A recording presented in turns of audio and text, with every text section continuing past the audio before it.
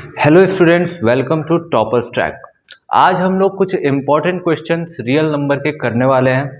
आज मैं आपके लिए 5 ऐसे क्वेश्चंस लेकर के आया हूं जिसमें हम बोर्ड्स के लेवल का सारा प्रैक्टिस कर सकते हैं। जितने इम्पोर्टेंट क्वेश्चंस बोर्ड में पूछे जाते हैं वो इसी 5 टाइप्स के क्वेश्चन पूछे जाते हैं। यहाँ मैंने 3 क्वेश्चंस लिखा है। ये 3 क्वेश्चंस पहले मैं सॉल्व कराऊंगा। पहला क्वेश्चन है, use Euclid's division algorithm to find the HCF of 867 and 255। तो हमें क्या करना है, HCF फाइंड करना है। HCF 867 और 255 का फाइंड करना है बाय यूक्लिड्स डिवीजन एल्गोरिदम। अब जिन्होंने भी मेरा वीडियो नहीं देखा है, फर्स्ट वीडियो नहीं देखा है, उसमें मैं उनको बता दूं कि यूक्लिड्स डिवीजन एल्गोरिदम एक टेक्निक होता है जिसमें हम HCF निकालते हैं 2 या 2 से अधिक नंबरों का। तो इसमें 867 और 255 दो नंबर्स हैं जिसमें मेरे को स्मॉलर नंबर को हमेशा चूज करना होता है डिवाइज़र के लिए। तो मैं डिवाइज़र में स्मॉलर नंबर को चूज करूंगा जो 255 है और डिविडेंड में मैं 867 को रखूंगा। अब मैं इसको डिवाइड करूंगा। मुझे तब तक डिवाइड करना है जब तक लास्ट में रिमाइंडर 0 ना आ जाए। तो मैं डिवाइड करूंगा 2 टाइम्स में। यहाँ पर 255 इंटू 2 वो हो जाएगा हमारा 700 इंटू 3 करूँगा मैं। 255 इंटू 3 करूँगा मैं तो 255 इंटू 3 हमारा होता है 765। 5 3 15, 5 3 15, ओके 765 होता है हमारा। तो यहाँ पर हमारा 102 निकल करके आ जाएगा।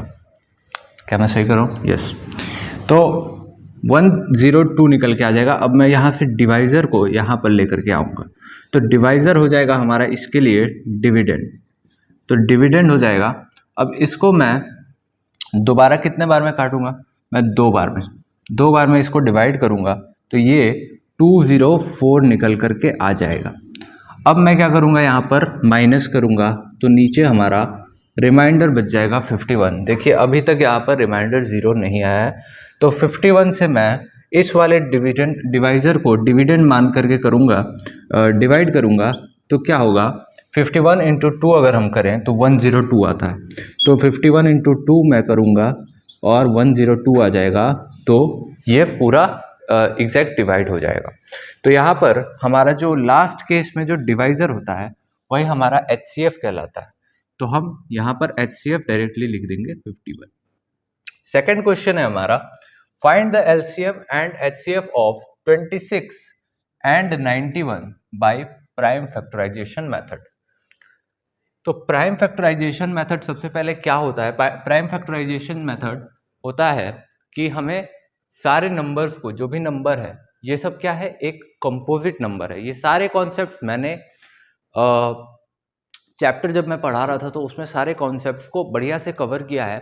उन वीडियोस में मैंने कुछ ऐसे एग्जांपल्स, बहुत सारे एग्जांपल्स करवाए हैं जो बोर्ड लेवल पे इम्पोर्टेंट है। आप लोग जा कर के एक बार वो भी देख लीजिएगा। तो ये क्या है, ये सब एक कंपोजिट नंबर है। कंपोजिट नंबर क्या होता है कि जिसके 2 से ज़्यादा फैक्टर्स होते हैं। तो जो जिसके 2 से ज़्यादा फैक्टर्स हैं वो कंपोजिट कहलाता है। अब प्राइम फैक्टराइजेशन में हमें क्या करना है? प्राइम फैक्टराइजेशन में हमें इसको ब्रेक डाउन करना है, यानी फैक्टराइज करना है इन प्राइम फैक्टर्स, प्राइम नंबर्स के प्रोडक्ट के रूप में हमें फैक्टराइज करना होता है। तो हम क्या करेंगे, इसको प्राइम फैक्टराइज करेंगे। 26 को हम 2 टाइम्स पहले फैक्टराइज करेंगे तो ये 13 आ जाएगा निकल के। और 13 खुद एक प्राइम नंबर है तो 13 किसी और नंबर से तो फैक्टराइज नहीं हो सकता है। तो मैं 13 को 13 से फैक्टराइज करके नीचे 1 ला दूंगा। नीचे 26 का हो जाएगा। अब 26 को मैं इस तरीके से लिखूंगा, 2 इंटू 13 के फॉर्म में लिखूंगा। अब मैं क्या करूंगा, 91 को फैक्टराइज करूंगा। तो 91, क्या ये 2 से फैक्टराइज हो रहा है? नहीं हो रहा है। क्या ये 3 से फैक्टराइज हो रहा है? चेक करूंगा मैं। सम ऑफ द नंबर्स 3 से मल्टीपल नहीं है तो ये 3 से भी फैक्टराइज नहीं होगा। क्या ये 5 से हो रहा है? नहीं हो रहा है। मतलब मेरे को प्राइम फैक्टर ऐसा देखना होता है जो फैक्टराइज कर दे। तो 5 से भी ये फैक्टराइज नहीं हो रहा है। अब मैं 7 चेक करूँगा, तो क्या ये 7 से हो रहा है क्या? तो हाँ, ये 7 से हो रहा है, तो 7 से मैं इसको फैक्टराइज़ करूँगा। अब 7 से मैं फैक्टराइज़ करूँगा तो नीचे 13 आ जाएगा, और 13 को अगेन मैं 13 से ही फैक्टराइज़ कर दूँगा। तो मैं 91 को यहाँ पर लिख सकता हूँ 7 इंटू 13 के फॉर्म में। अब HCF हमारा क्या होता था? HCF होता था हाईएस्ट कॉमन फैक्टर, यानी इन दोनों फैक्टर्स में ये पूरे फैक्टर्स लिखे हुए हैं, इन फैक्टर्स में क्या कॉमन आ रहा है वो हमारा HCF कहलाएगा, हाईएस्ट जो चीज़ कॉमन आ रही है। तो हमारा हाईएस्ट कॉमन आ रहा है यहाँ पर 13, तो हमारा HCF हो जाएगा 13। अब LCM हमें निकालना है। LCM क्या होता है? LCM में बहुत लोगों को दिक्कत आती है। LCM हमारा क्या होता है कि हमें 26 और 91 का LCM निकालना है यहाँ पे। तो हमें क्या करना होता है कि इन सब प्राइम नंबर्स को, जिसका भी हाईएस्ट पावर जहाँ पर है उसको वैसे ही उस हाईएस्ट पावर वाले को मल्टीप्लाई कर दिया जाता है। तो यहाँ पर तो सबका पावर 1 है, तो हाईएस्ट और लोएस्ट का तो कोई यहाँ पर प्रॉब्लम है नहीं। लेकिन एक चीज़ याद रखिएगा कि कोई चीज़ अगर रिपीट हो रही है तो उस चीज़ को, कोई चीज़ अगर रिपीट हो रही है तो उस चीज़, लेकिन इतना याद रखिएगा कि कोई चीज़ अगर रिपीट हो रही है तो उसको हमें 2 बार नहीं लिखना है, सिर्फ 1 बार लिखना है। तो यहाँ पर 2 है तो मैंने 2 लिखा, यहाँ पर 13 है, 13 लेकिन रिपीट हो रहा है तो 13 को मैं एक ही बार लिखूंगा, और 7 है यहाँ पर तो 7 को मैं फिर से लिखूंगा 7। तो टोटल अगर हम कैलकुलेट करें तो 2 इंटू 91 आ जाएगा, 13 इंटू 7 91 और 2, तो 2 इंटू 91 होता है 182। तो यहाँ पर ये इसका एलसीएम निकल के आ जाएगा। थर्ड क्वेश्चन है हमारा, लास्ट वाला जो कॉन्सेप्ट हमने पढ़ा था वीडियो 4 में, डेसिमल एक्सपेंशन का कॉन्सेप्ट है। डेसिमल एक्सपेंशन में हमें डिनोमिनेटर रूल एक आता है, उसका ये कॉन्सेप्ट है। तो 13/25 जो है 3125 जो है 3125 जो है, इसको हमें टर्मिनेटिंग या नॉन टर्मिनेटिंग प्रूफ करना है।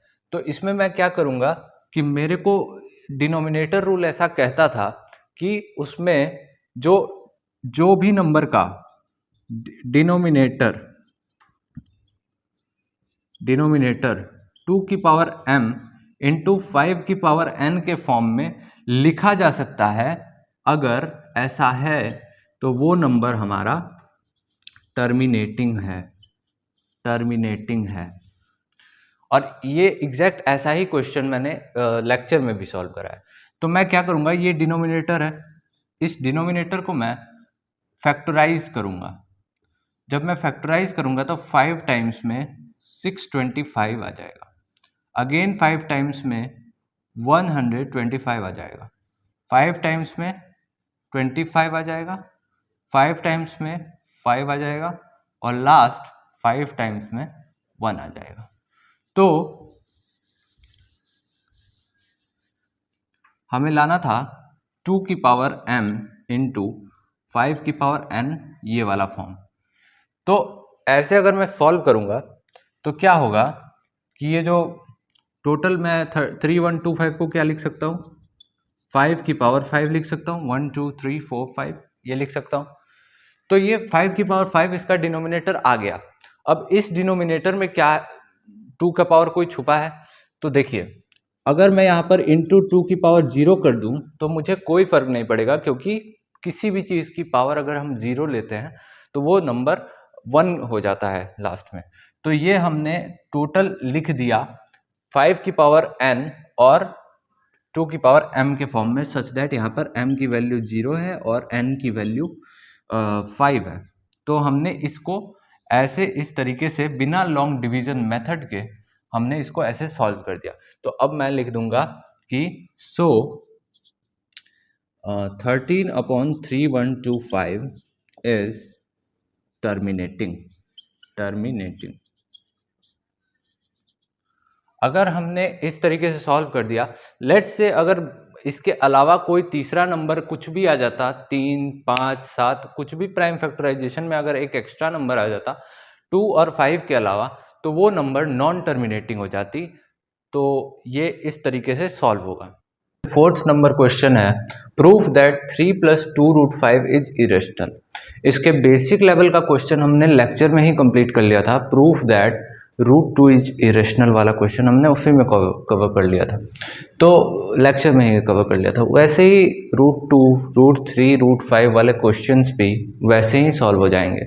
लेकिन ये देख करके बहुत सारे लोगों को डर लगता है 3 + 2√5 को हम कैसे सॉल्व करेंगे। तो कुछ नहीं करना होता है, सबसे पहले हमें कुछ एज्यूम कर लेना होता है और लास्ट में वो स्टेटमेंट अगर कॉन्ट्राडिक्ट कर जाती है तो वो हमारा एजम्पशन इनकरेक्ट हो जाता है और वो हमारा क्या हो जाता है, हमारा इरेशनल प्रूफ हो जाता है। तो हम एज्यूम कर लेते हैं, लेट एज्यूम, मान लिया हमने, late assume 3 + 2√5 is rational.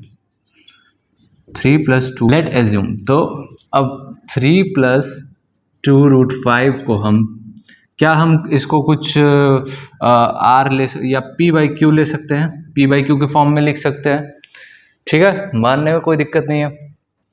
Such that P and Q are coprimes. अब हम इसको क्या करेंगे, इसको इस तरफ लेके जाएंगे, 2√5 = P/Q -3 हो जाएगा। अब हम क्या करेंगे, 2√5 = मैं क्या करूँगा, इसको सॉल्व करूँगा, ठीक है, P -3 डिवाइड बाय ये 3Q हो जाएगा, डिवाइड बाय Q, ये हो जाएगा हमारा।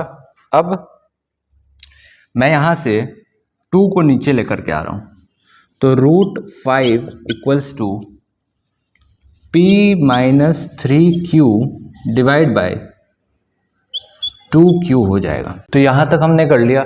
अब इसके बाद हमें पता है, हमें इतना तो पता ही है कि ये जो √5 है, √5 जो है, ये √5 हमारा इरेशनल होता है, ठीक है। तो इरेशनल का हमें पता है, P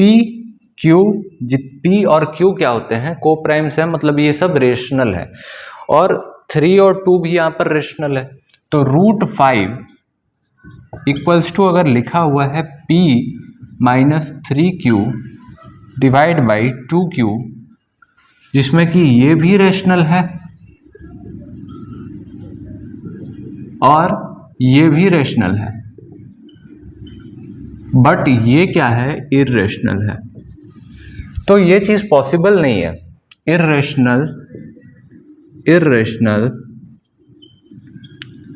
is not equals to rational upon rational. मतलब रेशनल बाय रेशनल जब भी होता है फॉर्म, तो उसका आंसर जो होता है वो रेशनल ही आता है, इरेशनल कभी नहीं आता है। तो ये चीज़ हमारी कॉन्ट्राडिक्ट कर रही है, स्टेटमेंट को कॉन्ट्राडिक्ट कर रही है कि ये कोई रेशनल नंबर है। तो so there is a contradiction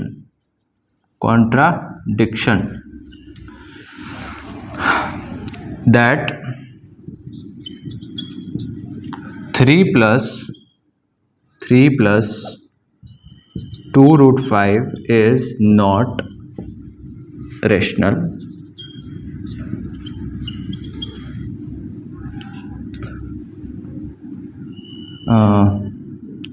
So there is 3 + 2√5 is not rational. तो 3 + √5 हमारा रेशनल नहीं होगा, ठीक है। लास्ट वाला क्वेश्चन हम सॉल्व करेंगे और इसके बाद हमारा सारे टाइप के क्वेश्चन हमारे सॉल्व हो चुके होंगे। और जितने भी क्वेश्चंस हमने लेक्चर में कराए हैं वो भी बोर्ड के पर्सपेक्टिव से बहुत ज़्यादा इम्पॉर्टेंट है। तो जा करके एक बार लेक्चर के भी वो क्वेश्चंस देख लेना। स्टार्टिंग के 10-15 मिनट में मैंने वो सॉल्व कराया है और इम्पॉर्टेंट कॉन्सेप्ट को भी बोर्ड ओरिएंटेड लेवल से मैंने सही से समझाया, बेसिक से समझाया। हमारा सवाल है, the product of 2 number is, ध्यान से देखना, प्रोडक्ट ऑफ 2 नंबर, प्रोडक्ट कितना है, 2028 है, HCF ऑफ टू नंबर कितना है? HCF is 13। तो HCF हमारा 13 है, हमसे LCM पूछा गया है। तो ये इम्पॉर्टेंट क्वेश्चन LCM हमसे पूछा गया है। ये इम्पॉर्टेंट कॉन्सेप्ट बोर्ड्स के लेवल का बहुत ही इम्पॉर्टेंट कॉन्सेप्ट है और इसको मैंने बहुत ही अच्छे तरीके से पढ़ाया है पिछली वीडियो में, वीडियो 3 में पढ़ाया है। तो ये कॉन्सेप्ट क्या होता है कि HCF into LCM equals to क्या होता है? Product of two numbers. Product of two numbers. तो HCF कितना दिया हुआ है? 13 इंटू LCM हमें पता लगाना है और प्रोडक्ट ऑफ टू नंबर्स दिया हुआ है 2028। तो हम LCM क्या करेंगे? डायरेक्टली 2028 को 13 से डिवाइड कर देंगे। तो जब हम 13 से डिवाइड करेंगे तो यहाँ पर जब हम डिवाइड करेंगे तो 156 आ जाएगा, 156 निकल करके आ जाएगा, जो कि इसका LCM होगा और वो नंबर का LCM निकल के आ जाएगा। तो इस वीडियो के लिए इतना ही। ये सारे इंपॉर्टेंट क्वेश्चंस थे बोर्ड्स लेवल के या फिर बोर्ड ओरिएंटेड और NCERT के। तो इन क्वेश्चंस के हेल्प से आप पूरे NCERT के एग्जाम्पल्स को और एक्सरसाइज को सॉल्व कर सकते हो। साथ ही साथ एडिशनल बुक्स भी अगर आपको सॉल्व करना है तो वो भी आप कर सकते हो और बोर्ड के लिए भी प्रिपेयर कर सकते हो। Thank you so much.